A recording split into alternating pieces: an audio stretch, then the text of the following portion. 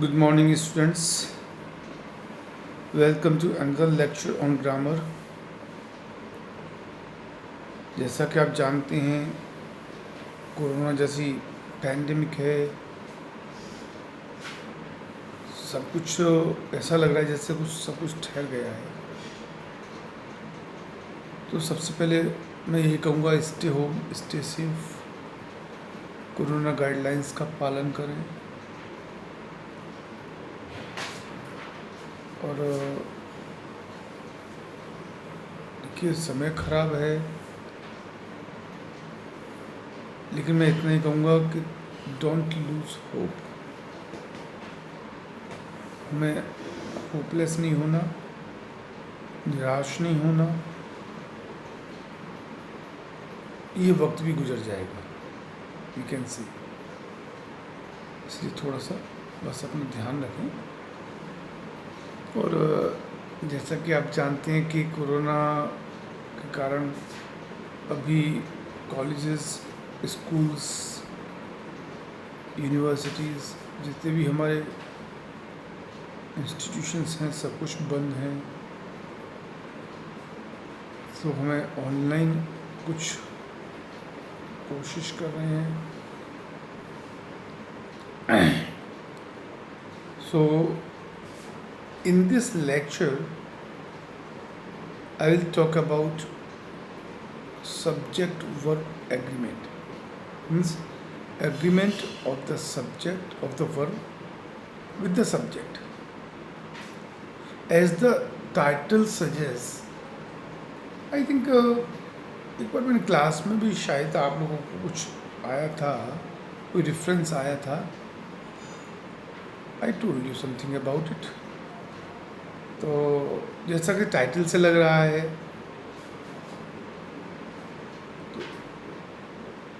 जो जो जो जो, जो वर्ब है सेंटेंस में, it should be according to the subject. Getting my point? Means a verb must agree with its subject in number and person. Number में और पर्सन में।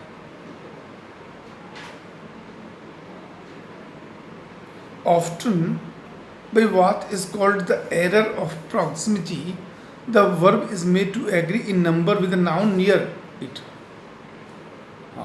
अक्सर होता क्या है, एक हम जो एरर ऑफ प्रॉक्सिमिटी कह रहे थे, एक अमूमन जो हम गलती करते हैं, वो क्या करते थे, verb is made to agree in number with the noun near it. हम क्या करते हैं कि हम बहुत कई बार गलती करते हैं, और हम जो जो जो वर्ब है ना, हम वो वर्ब जो जो नज़दीक का नाउन है, नियर, जो जो जो जो उस वर्ब के नज़दीक का जो नाउन है, उस नाउन के हिसाब से वर्ब का डिसाइड करते हैं, instead of with its proper subject, बजाय उसके प्रॉपर सब्जेक्ट के। जो सब्जेक्ट है सेंटेंस का, उसके बजाय जो नाउन वर्ब के क्लोज है, नियर है, उसके हिसाब से डिसाइड करते हैं। सो this should be avoided as shown in the following example. एक एग्जाम्पल से, the quality of the mangoes was not good. Now in this sentence, noun mangoes is near the verb. इस sentence में mangoes verb के पास है। तो कभी कभी हम गलती क्या करते हैं, जो एरर ऑफ प्रॉक्सिमिटी का है, the verb is made to agree in number with the noun near it, near the verb. तो हम उस वर्ब के हिसाब से, जो उस पास है उसके हिसाब से। But in this sentence verb will not be decided according to the noun mangoes. Rather, verb will be decided according to its proper subject, the proper subject in the sentence. Sentence में subject क्या है? Quality. The quality of the mangoes was not good. We are not talking about mangoes in this sentence. We are talking about qualities. Qualities इसकी mango की, आम की नहीं, आम की क्वालिटी की बात कर रहे हैं. ओके ऐसे ही एक और sentence. The results of the recognition of this fact are seen in the gradual. In this sentence again, fact is close to the help verb. fact जो word है वो close है, but verb will be decided by the word results. हम verb का decision results जो word है उसके हिसाब से करेंगे. The results of the recognition of this fact. Okay, one more example. The introduction of tea and coffee and such other beverages has not been without some effect. Again in this sentence, beverages is a plural word, लेकिन हम beverages word के हिसाब से verb decide नहीं करेंगे. हम करेंगे introduction के हिसाब से, वर्ड जो इंट्रोडक्शन है उसके हिसाब से. हम टी, कॉफ़ी, अदर बेवरेजेस उनके हिसाब से नहीं करेंगे. Okay, so keep it in your mind. Next,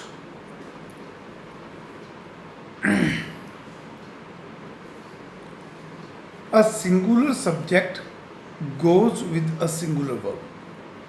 Yes, singular subject है, अगर किसी सेंटेंस में उसके साथ singular verb लगेगी, and the plural subject goes with the plural verb. और अगर प्लूरल सब्जेक्ट है तो उसके साथ प्लूरल वर्ब लगेगा. ओके, जैसे when the subject is singular the verb is singular.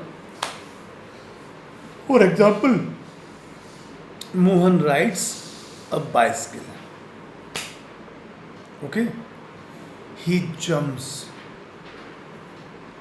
She is playing, she is singing a song, they are playing.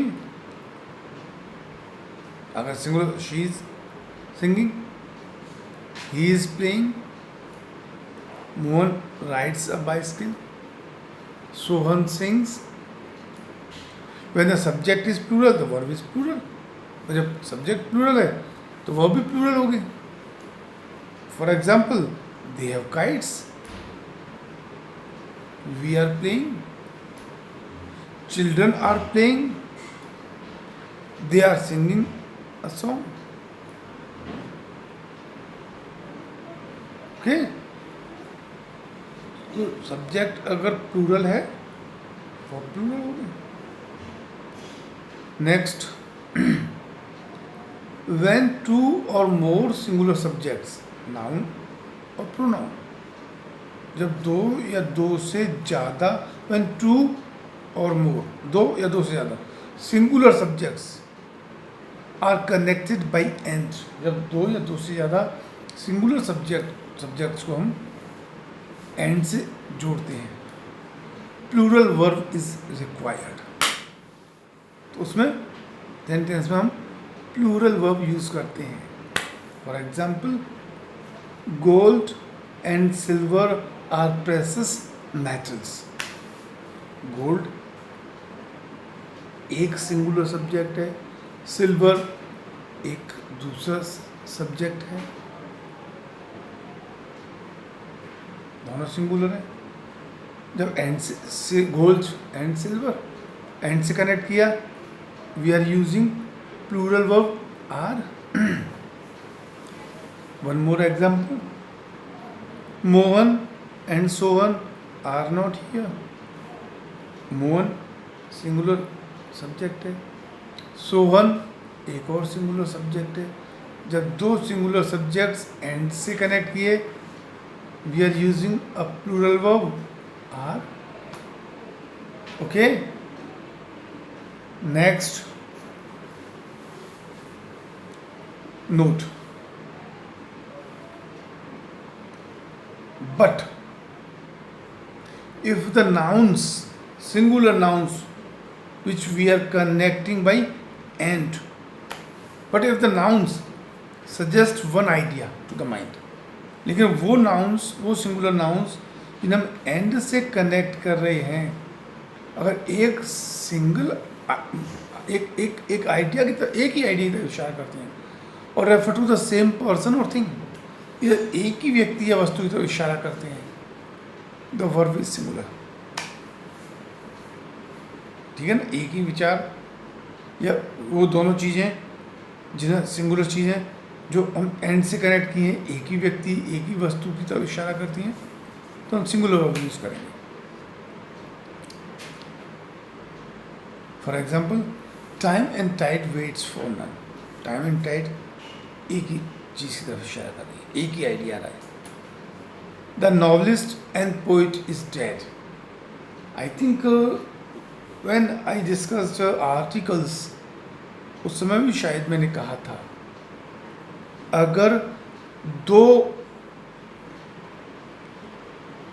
Subject and से जुड़े हैं और उसमें आर्टिकल अगर पहले सब्जेक्ट के पहले यूज़ किया है, it means both the nouns are indicating towards the same person. The novelist and poet is dead. इस सेंटेंस में आर्टिकल द से फर्स्ट वर्ड नॉवलिस्ट के पहले यूज़ किया है. It means novelist and poet दोनों ही वर्ड्स एक ही व्यक्ति की तरफ इशारा कर रहे हैं.